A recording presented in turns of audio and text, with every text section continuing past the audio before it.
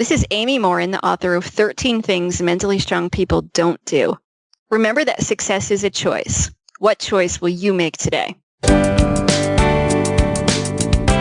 Providing insights to help you grow your business, improve yourself, and add value to those around you. You're listening to the Success is a Choice podcast, where you get a peek into the lives of industry leaders as they share their stories with you.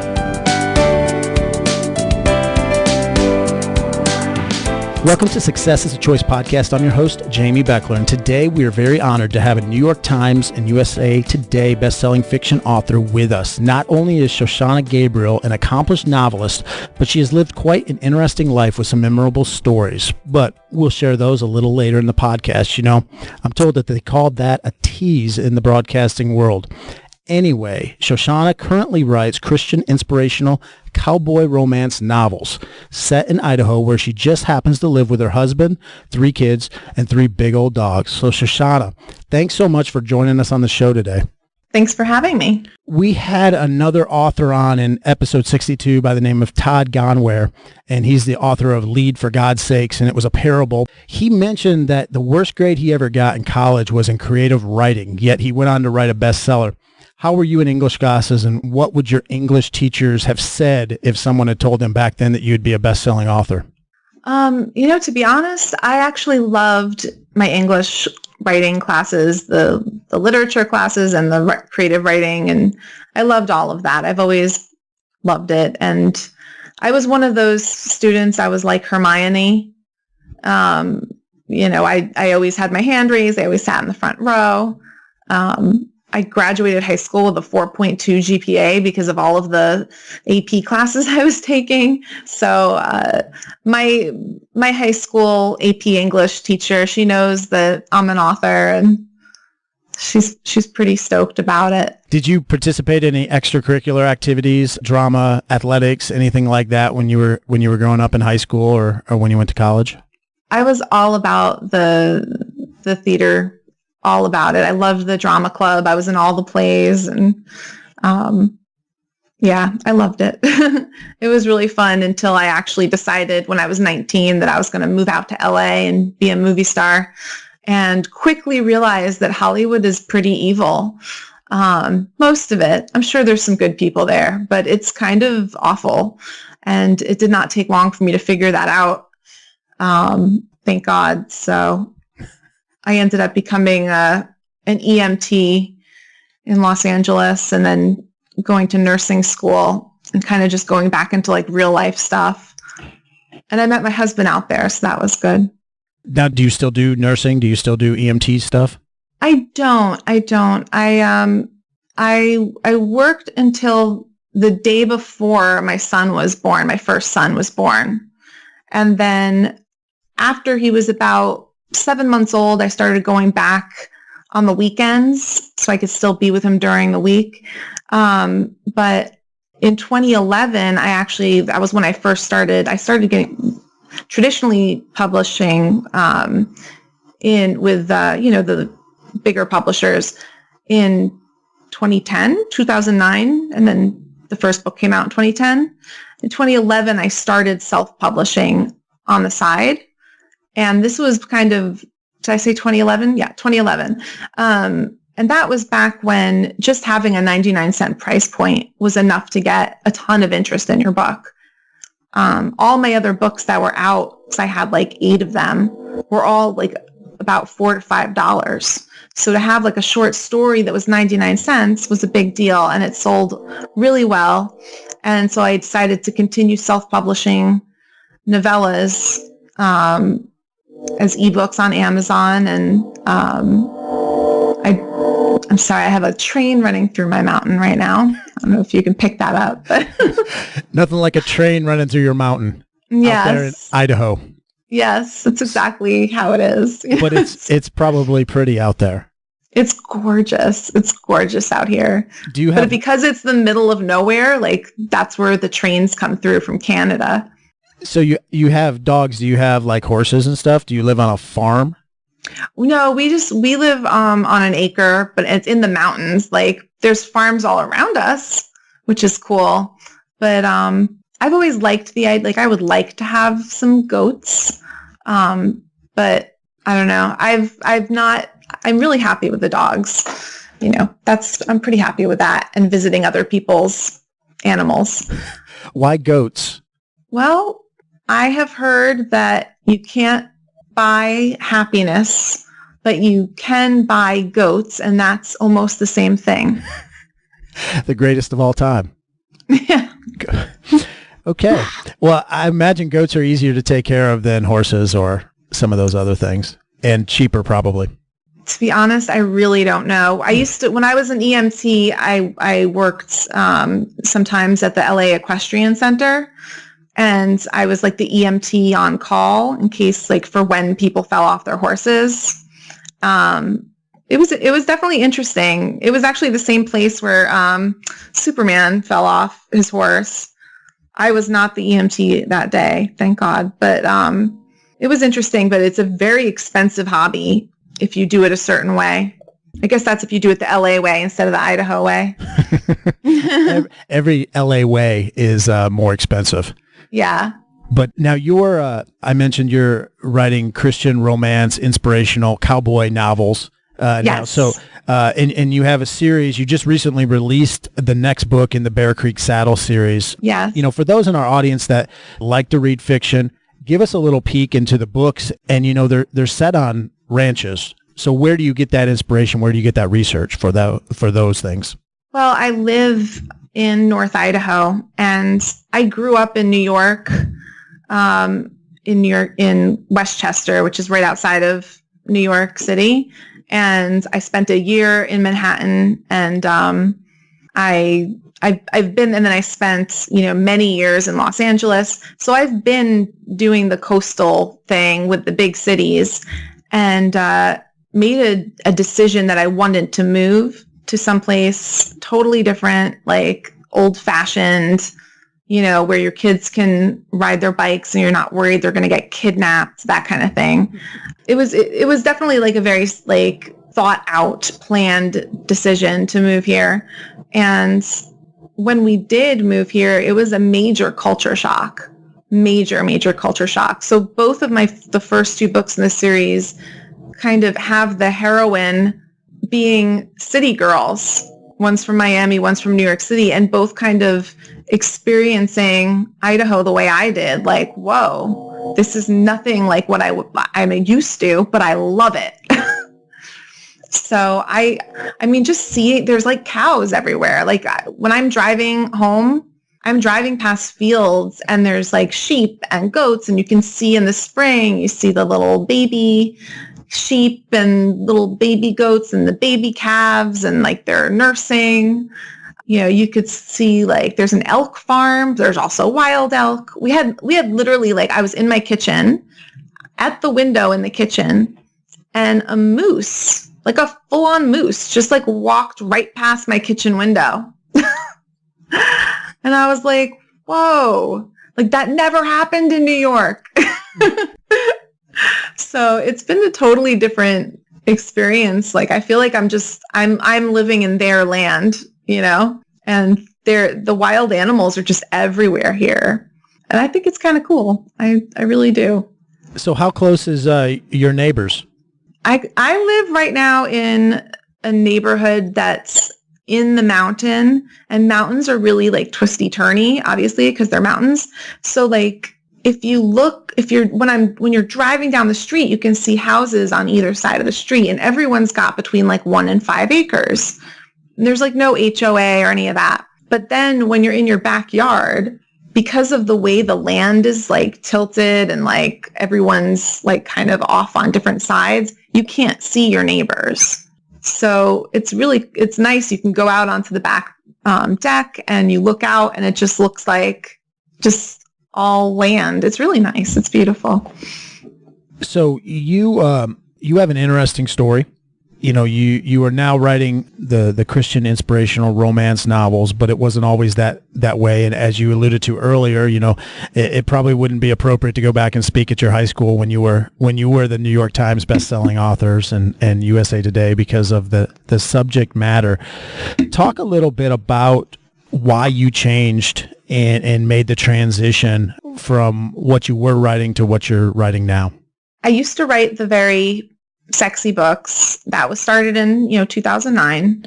Around the end of 2012 is when I was born and raised Jewish. I still consider myself Jewish, although I am Christian as well now, because I do follow Jesus, which if you had said that to me, 10 years ago, I would have thought you were crazy, because I never, ever believed that in anything about Jesus. I thought, well, he existed and he was like just a Jewish guy that was wrong.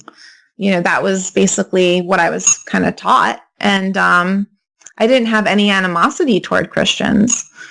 But that a big part of that is because in general, in Judaism, we're not trying to convert anybody. Jews don't want or expect anyone else to become Jewish. It's kind of like you're either born into it or you're not. And because of that, it's like, well, if you're not Jewish already, then we're not really worried about you. If you're a Christian and you're following that, and you're probably a good person. And so we were perfectly happy with that. But in Judaism, you're still waiting for the Messiah. So basically, I was waiting for the Messiah. I had spent quite a few years as an Orthodox Jew. I had an Orthodox Jewish wedding. My husband is Jewish. We kept kosher. We did all that. But what ended up happening was after the Sandy Hook shooting, I turned to the Tanakh, which is, like the Old Testament. We don't have a New Testament in Judaism, but I have the Tanakh on my shelf and I start reading it. And I'm looking for, comfort and all that. But the messianic prophecies just really spoke to me. Now, I didn't normally spend a lot of time reading the Bible. It was really not something I was like used to doing.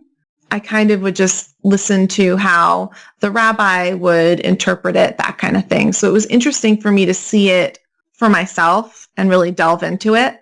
As I'm reading and I'm seeing these messianic prophecies and I'm seeing prophets born, 1,000 years before Jesus ever came, talking about the coming Messiah and describing everything. He'll be born in Bethlehem. He'll be born of a virgin. He's going to be crucified and pierced for his transgressions, and he takes all of our sins upon him. Like all these things, I was amazed. And the only thing I really knew about Jesus was what I had known from the musicals Godspell and Jesus Christ Superstar. Because, I was into theater, so I knew those. And I knew the musicals really well. Like I knew them by heart practically because I loved the music. But that's all I knew about Jesus. But that was basically enough for me to be like, from what little I know about Jesus from these musicals, this sounds a lot like Isaiah and Micah and all of the the prophets in the Bible were talking about Jesus. And I called my husband into my office where I normally was writing, but in this case was just like pouring through the Bible. And then at that point, I ordered on Kindle the New Testament because I was like, I have to read this. I have to see what's going on. So I start making like a chart, making a list of what it says in the Old Testament and then how Jesus fulfilled it, like a prophecy checkmark, list. I found 8 of them. I did not know at the time that there is 333 and that Jesus fulfilled all of them. Now remember, I was very religious as a Jew, and therefore I knew that what was written in the Old Testament was true. So that, to me, it was more like, if this is true and then this happened, that must be true. Anyway, it really threw me for a major loop. And I remember telling my husband, I was like, hey, you have to look at this. And I'm showing him like the chart I made. I was kind of like Claire Danes on that Homeland movie with like all the connecting things, the big wall of crazy. And he's like, just please don't tell me that you believe that you're going to start believing in Jesus. And I was like, oh, no, no, no, no. Like, that will never happen. That's crazy talk. And within like a week, I was like, no, I totally believe. I have to. I would have to deny what, not just what logic is telling me, but what my heart is telling me. And the Bible says when you see the truth, you will know it, and the truth will set you free. And when I read that the first time, I didn't know that was like a famous Bible quote, because I ignored New Testament Bible quotes because I thought they were all fairy tale stuff. So I didn't know that when I read that was like a big thing, that everyone knows that. So when I read, when you see the truth, you will know it, and the truth will set you free. Right before, while I'm reading the Bible, as I'm reading this, before I get to that sentence, I'm going, this feels true. This feels true. Is this true? Could this really be true? And then it said, when you see the truth, you'll know it. And I was like, oh my goodness. I really felt like I was like, God just talked to me right through the Bible. So anyway, it made a huge difference in my life. A lot of negative things happened almost immediately, but a lot of wonderful things, including just having Jesus, is amazing, especially for somebody who has never had him before and never even knew him. Great story. And so that propelled you then, that change of philosophy, that change of just your beliefs in life.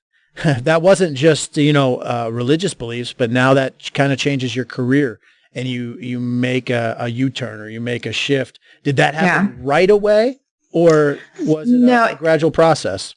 Well, see, at this point, at the end of, it was the end of 2012, I was doing really well as Shoshanna Evers, and writing erotic romance does not really jive with being a born-again Christian. I didn't have a problem with being like a kind of secular Jew who also believed that the Bible is true. I didn't have a problem with that in writing erotica for whatever reason, but I knew there was a major disconnect, and I just kind of kept putting off what I kind of just didn't think about it. And I think that if I had known when I first started realizing that Jesus is the Messiah I'd been looking for, if I had known that I would have to give up my successful career and start all over from scratch, I never would have done it. And I think that's kind of why God just kind of hid that from me until I was ready. So it wasn't until the end of 2015, November specifically, that I was in the process of I was about to sign this contract with a Big Five publisher for a 6-book series. We were, my agent had been working on it with the editor, and the contract back and forth. At that point, we found out that our surrogate was pregnant, and we were going to have a baby. So I was like, okay, now I really have to change these delivery dates on the books. So this made the contract, I never got to sign the contract because it was constantly things were changing. Then we find out not only is she pregnant, but she's having twins. She's having our twins. So twin babies. I was like, okay, I'm going to basically have to take 2016 off. So this is all going to change all the delivery dates of these books. And while we're figuring this out, I just came to the realization I couldn't do it. Because if I was feeling this weird about writing these sexy books, how was I going to feel in 3 years when the books were finally coming out? I wouldn't be able to promote them. I just knew that already. I knew I wouldn't feel comfortable at all. And so I didn't want to get into something I'd have to pull out of. So the publisher very graciously let me out of the contract because, in publishing, even if you haven't signed the contract, if you've been negotiating a contract, that's your word.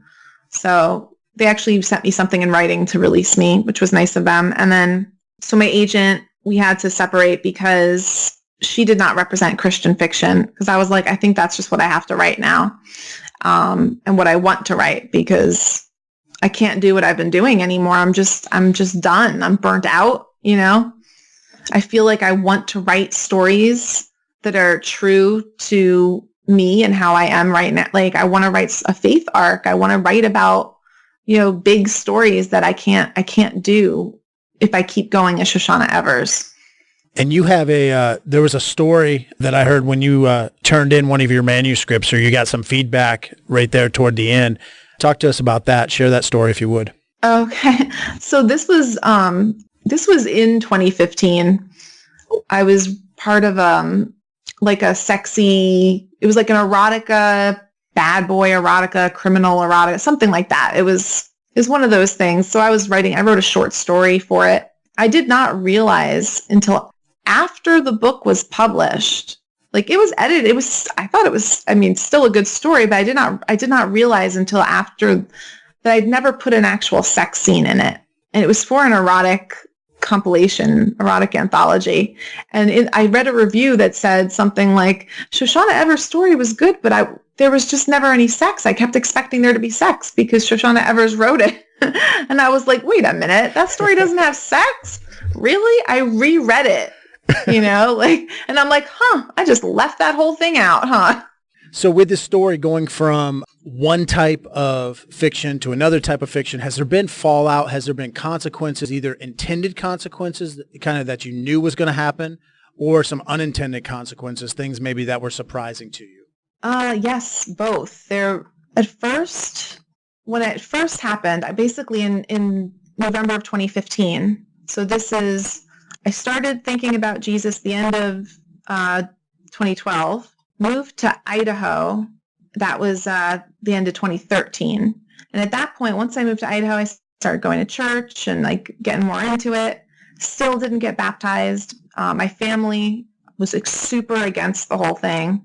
It's a pretty big deal in Judaism for somebody to leave Judaism, you can't really ever leave it because it's a birthright, but to become Christian, it's a very big deal in a bad way. So there was major negative fallout with my family, but in terms of my career, I decided I had to write a blog post to explain to my readers what was going on, why they were not going to be getting any more books from me as Shoshanna Evers, the whole thing.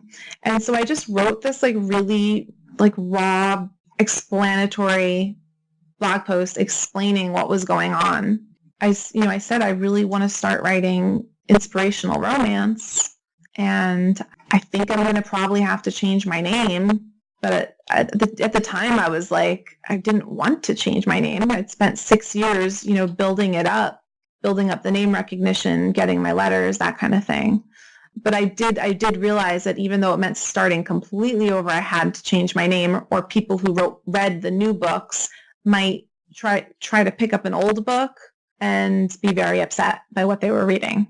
But so then when I wrote that blog post, within that it was almost immediate, like what happened. I guess that the link to the blog post went around on some Christian author forums, which was really cool. And there was a lot of Christian authors who commented on on the blog post, and they were just so wonderful and just really welcoming and we're so happy to have you kind of thing. It was really amazing. Because I really had kind of expected, for some reason, I thought that that they wouldn't want me, I wasn't good enough. Do you know what I mean? Oh, she wrote those kind of books, she doesn't belong over here with us, that's what I kind of thought would happen. But instead, it was just open arms. Everyone was like, we're really glad that you found Jesus and that you want to write Christian fiction, and welcome. That was wonderful. Those people, those ladies that write the Christian fiction, they really walk the talk. So there was a big writing conference, and I was the erotica captain for that conference, and I was creating the panels and staffing the panels with experts. I was on quite a few of the panels. I wrote up the descriptions and came up with the ideas and all that stuff for these panels. And that was the job of the erotica captain. And every genre had their own captain, so that somebody who knew that subgenre would be able to take control of, getting it all set up for the conference. So the next day I got contacted by the conference, and they were like, hey, we saw your blog post and we're thinking you should probably step down. And I was like, yeah, okay, that makes sense. you know? So all the panels and workshops went on without me on them. And I think my pride was kind of hurt by that, but that's silly because it made total sense. And I think that, it was the first time I had been in a long time that I had been to a conference and I had nothing to do, because normally when I would go to a conference, I'd be talking, I'd be teaching classes, I'd be talking on panels, I'd be like doing book signings, I'd be doing like all sorts of things. And at this one, I wasn't doing anything because I couldn't promote the Shoshanna Evers books anymore. And, having become a Christian, apparently I lost all of my ability to know anything about indie publishing. I mean, so it's just one of those things. And I kind of felt like I'd gone from like an almost expert basically to being a brand new person, which was and is very humbling. And maybe that's what I needed, maybe that's what I needed at this point, or at that point. Both. We always need it, I guess, a little kick in the pants. But that was quite an experience. And I did have some readers contacted me, readers from when I was Shoshanna Evers, and said, I like the way you tell stories. I like your characters. I like your writing style. I'm going to read whatever you write, and I don't really care the genre, which is awesome. And I had other readers who've had, either bad experiences with religion or with God or with Christians or something like that. They had like something going on there. And the fact is that any religion you have, that means that there's going to be people involved, and humans mess everything up. It's just what we do. That has nothing to say about Jesus or God, but it's a fact that like the church is filled with people and we're just people, we're bound to disappoint. So there were readers that were very unhappy that I became a Christian, and told me that they were never going to read any of my books again. Like, they were not reading my new books. They were sad I wasn't writing my old books anymore, and they would not be continuing on with me. It kind of almost felt like a breakup in that sense, but over and over and over again. If you can imagine just like breaking up. Because I considered longtime readers, they're like almost like they're friends, because you see them online and you read their reviews, and so it was very interesting, like how quickly things changed. But then again, I've had some of my core fans who've just kept with me and have been awesome. And one of the things that I was not really expecting was that I gained new readers that I didn't even know. People that had never read my books as Shoshanna Evers, never really heard of me as Shoshanna Evers because they just didn't read those type of books, that found the Shoshanna Gabriel books and they were interested. So that's been a nice surprise. Well, with your new books and developing a new fan base, the Bear Creek Saddle series, can people just jump right into wherever, or do they have to start at the book number 1? That's a great question. So in this series, it's going to be a total of 5 books. Each of the books can stand alone. They each have their own couple, their own happily ever after. Although it's based on ranchers at the same ranch, and so the other couples are part of the story. So from book 1, you get to learn more about the couple. You get to see them in book 2. You see the people in book 2. You see them in book 3. Like there's interconnection throughout the story, but you can read the books in any order. Especially if you love romance novels and you know that when you read a romance novel, the promise of any romance author to the reader is, when you say this is a romance novel, what you're saying is this will be a happy ending. You know, your hero and your heroine are going to be together and be in love and be happy. You know, and if you don't have that at the end of a romance novel, it's not a romance novel. It's some other sort of book. Well, you mentioned that there's going to be 5 books in all in this series. Yeah.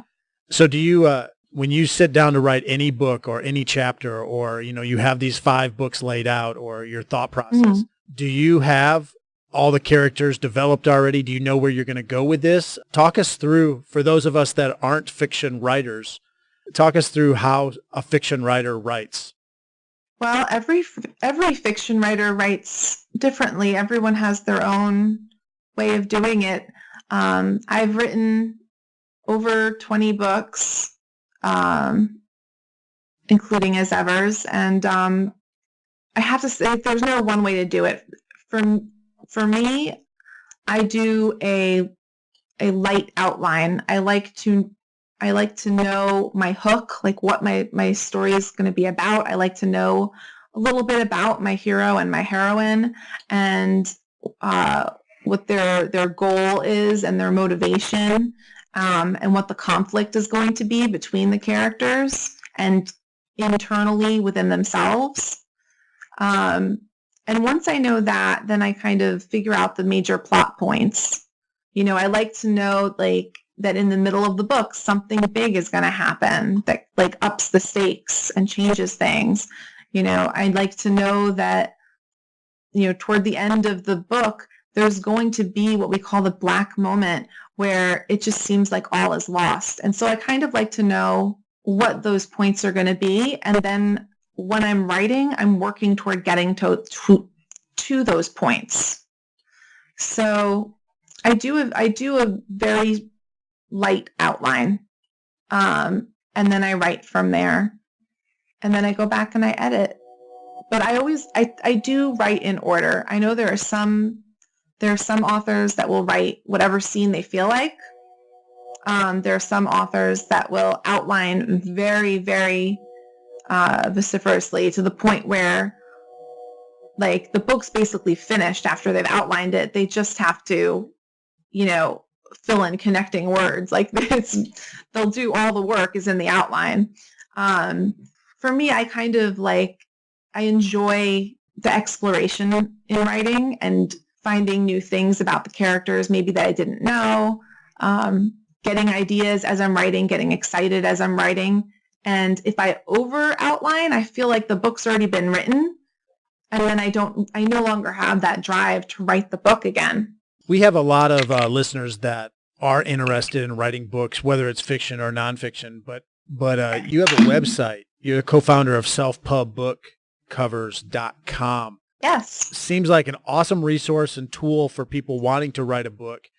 Tell us a little bit about that. Thank you. Well, Self Pub Book Covers is, I founded it with my graphic designer who was doing my book covers. This was back in 2012. Beginning of 2012, we founded it. It took us a year to create this site. You know, we had to hire like programmers and because it had never been done before. Basically, it's the world's leading marketplace for high quality, affordably priced pre-made book covers. And we have, right now we have like over 30,000 book covers, and we vet each one. They're all professionally curated. And we have hundreds of designers from around the world that every day they're putting up new covers. We vet them. We don't accept every cover because we have this vetting system. So we've been in business now. This is our 5th year of operation.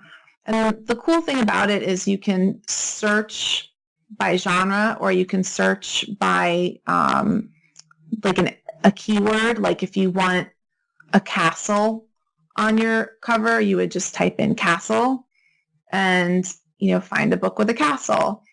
And then when you click on the cover, that you like, there's it'll show like the price. Most of them are $69, and it has a button that says customize me now. And this is something that hasn't been done before, where you can add your text onto an original one-of-a-kind book cover that you're not going to see again. And so the artist lists the suggested fonts, and then but you can choose whatever you want, and you can type it in yourself, and then you can save it in your favorites, or you can just buy it right then. And the thing is whoever buys it first, that's it. They have it, and it disappears from everybody's saved folders if they've saved them. If they hadn't bought them, and it disappears from the site, and it all happens automatically. So in that sense, what we do suggest, if you find a cover that you love, like, don't try to get the text on it perfect just yet. Buy it first, because you can always change the text later. You can go in at any time and change the text. So, and we've actually started emailing people if the cover that they've been working on and have saved, if it's being saved in a bunch of other authors' favorites boxes, then we'll tell them. We'll let the authors know, like, hey, just so you know, like, there's 5 other people who are working on this cover. So if you did want it, you might want to get it. And for those of our listeners that are thinking about maybe self-publishing a book, which it's never been easier to self-publish books, but when you're doing a cover, yes. Self-publishing is relatively inexpensive, but covers can run you $400, $500, $600, even $1,000 sometimes if you have someone design them. So this is definitely something you definitely want to check out, and we'll put this in the show notes as well, so you can check out for your next book cover or your first book cover. It's a great way to get started. We like to have it really affordable, because we want everybody to have a great book cover. I think it helps the indie publishing market as a whole when you go onto Amazon and you see indie published books and you can't tell them apart from the traditionally published books. I mean, that's a good thing, because it used to be, and sometimes it still is, you can tell just by looking at a book, like, that's self-published. And if the cover doesn't look good, you worry that the inside is not going to be good, even if it's a great book. People do judge a book by the cover. So that's just one of those things. Yeah, or at least they pick it up and they start reading it. If the content's terrible, they may not know that till 20 pages in, but at least they'll have bought the book or picked it up at least to start with a good cover. If the content's great, they may never get that far. Right. Yeah, and that's what I always say to new authors is, if your cover is what they're going to see first. When they're searching for a book, they'll see just your cover. And if that cover doesn't entice them to click and draw their eye and make them click, you've lost them, even if it's exactly the story that they would love. But as long as you can get them to click on your cover, then you can get them to read your description. If your description works for them, then they'll read the sample pages on the look inside thing. And then if the sample pages grab them, then you've got them. But it's a process, and you're basically leaving money on the table if you have a bad cover, or a cover that may be good, except it's not the right genre, let's say. If you have a cover that looks like a romance novel, but actually it's not a romance novel, it's a nonfiction book about rocks, I don't know, then you're going to have a hard time making a sale, because the wrong readers are going to be clicking on your cover. Good point. So we'll definitely put that in the show notes, selfpubbookcovers.com. Mm-hmm. So what's the life of an author? What do you when most of us are going to a 9 to 5 job or going to the office, what's a day in the life of an author like? It's pretty awesome, actually, because I get to work from home. Um, you know, for me, I was writing before I have 3 children. I was writing before my first son was born. But I didn't get published until after. And this is when I was like traditionally published, because in 2009, there was still a really big stigma against self-publishing, and you couldn't just go onto Amazon and self-publish. That wasn't even a thing. And thank goodness, because I'm glad that I had the experience I had. My day, goodness. Before I had children, I was able to wake up late and, and stay up late, because I'm a night owl, so I stay up late to write. But, now with 3 kids, it's like I'm up at 7:30, and I'm taking care of them all day. I homeschool, and I stop around, around 3 o'clock, 4 o'clock is about when my husband's done working, because he also works from home, and then he kind of takes over, and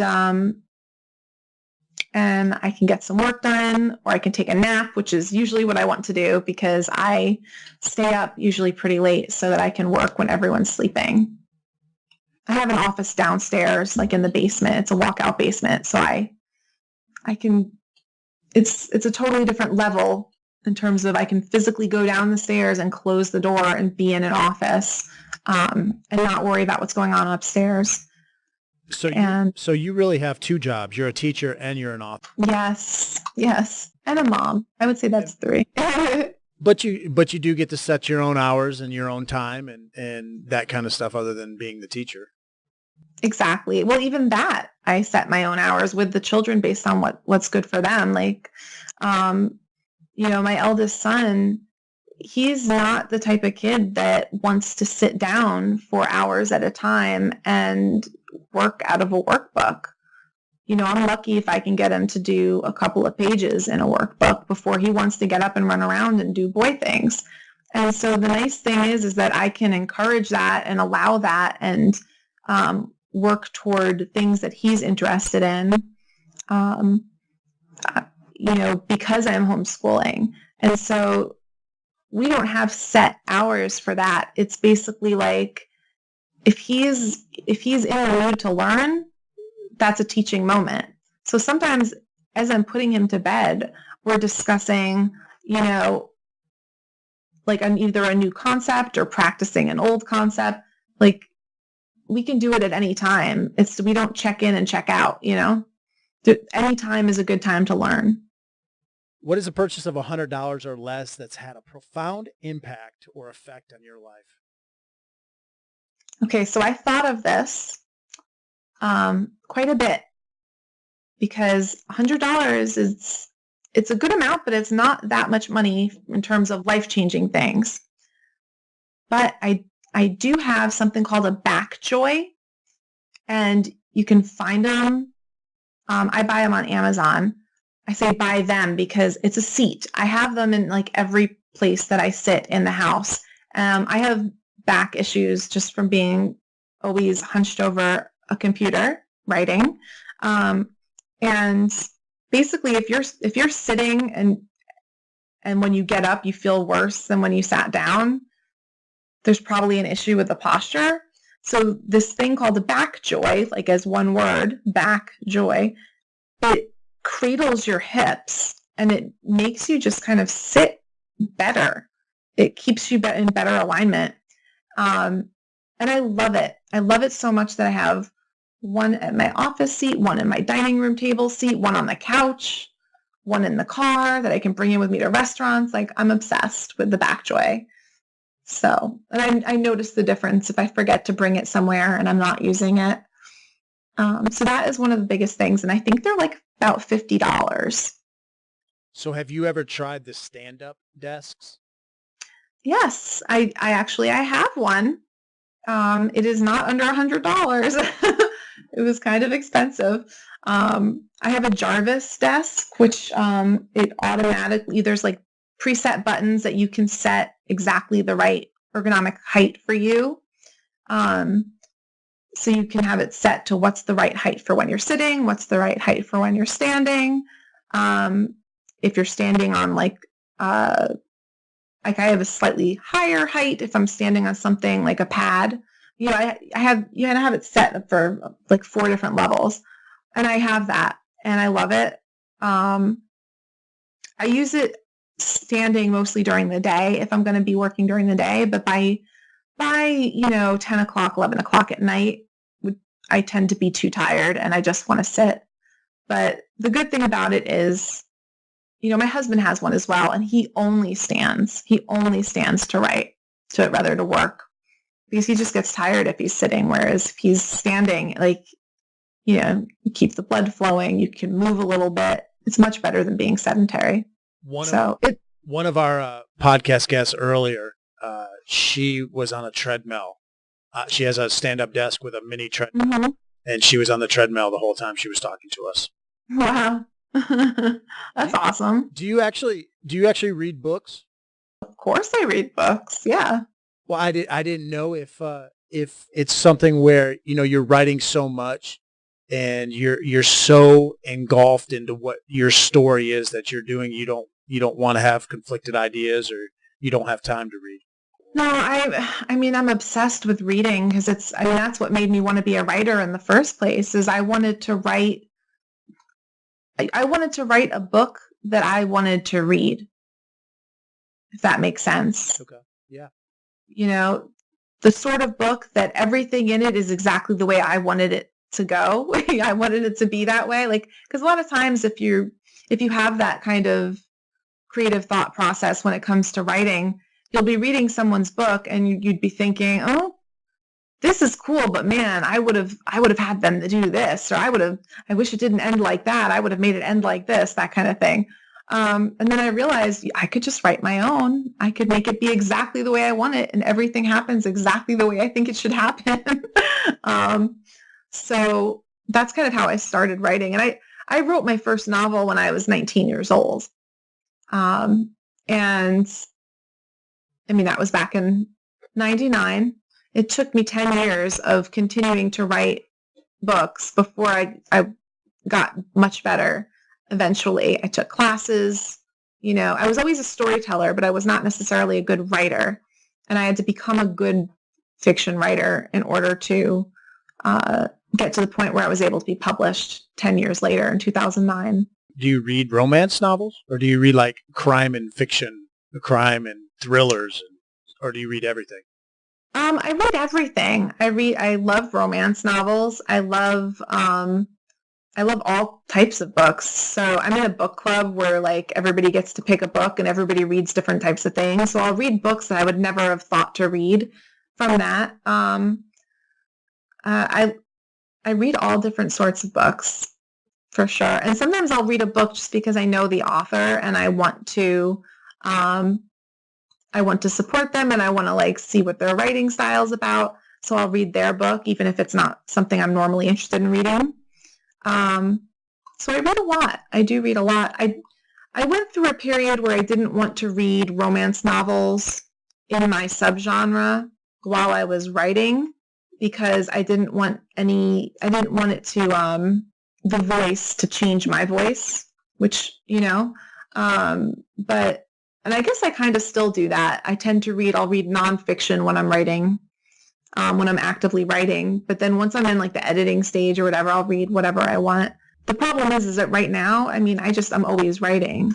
I'm always writing a book. There's never going to be a time that I'm not writing a book. So I don't want to give up my favorite genre. But I've also been doing this enough. I've been doing it long enough that I have my own voice, and I'm not so worried about losing it, because it's been pretty entrenched after 20-something books. Where can people connect with you or learn more about your books and what you're doing?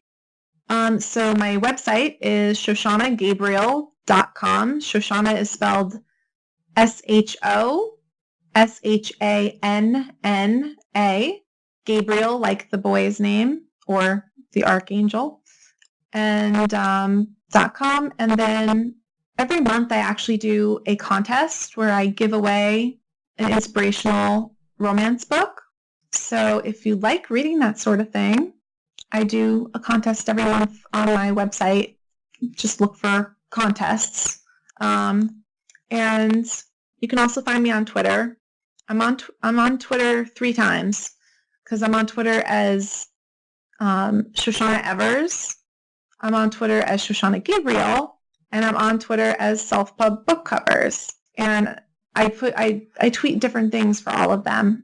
And I'm on Facebook as Shoshanna Evers on Twitter. I kept it because it's a verified account, But I'm still tweeting as myself, and I am Shoshanna Gabriel, if that makes sense. That is me. So I'm never tweeting about erotic romance as Shoshanna Evers. I'm just basically using it as another, it's a bigger audience right now than what I have for Shoshanna Gabriel. And I tweet all about, book covers and indie authors and stuff as self-pub book covers.